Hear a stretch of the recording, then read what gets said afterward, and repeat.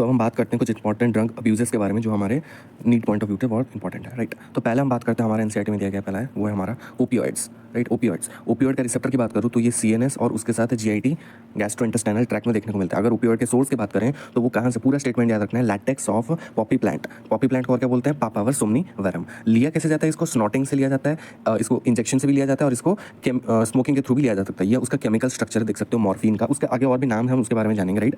उसके बाद एग्जांपल में देख लो, हमें मिलेगा स्मैक या हेरोइन, एक ही चीज़ है, स्मैक हेरोइन एक ही चीज़ है, जिसको हम क्या बोलते हैं, डाईएसिटाइल मॉर्फिन।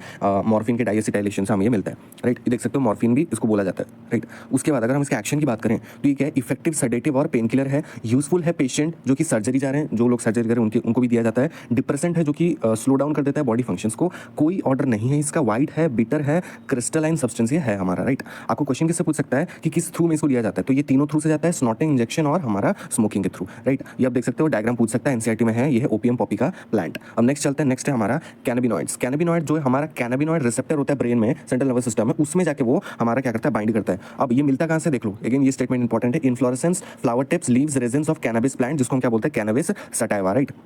उसके बाद इसको किससे लिया जाता है, इनहेलेशन, ऑरल इंजेक्शन, राइट। दो चीजों से देखा, इसको स्मोकिंग के थ्रू हम कैनाबिनॉइड्स को नहीं ले सकते, ये याद रखना, ये स्टेटमेंट पूछ सकता है। ये उसका स्ट्रक्चर है कैनाबिनॉइड का, ये आप देख सकते हो, पूछ सकता है एग्जाम में, ये स्ट्रक्चर कैनाबिनॉइड का है, ठीक। उसमें भी एग्जांपल क्या देखने को मिलेगा, charas, hashish, ganja and marijuana, right. These are the examples, right. उसके बाद अब हम देखें, अगर इफेक्ट करता है, अफेक्ट करता है, एक्चुअली अफेक्ट करता है हमारा on cardiovascular system of body, cardiovascular system of body को अफेक्ट करता है। And it was also abused by some sportsman, कुछ स्पोर्ट्समैन भी क्या करते हैं, इसका मिसयूज करते हैं इसको, राइट।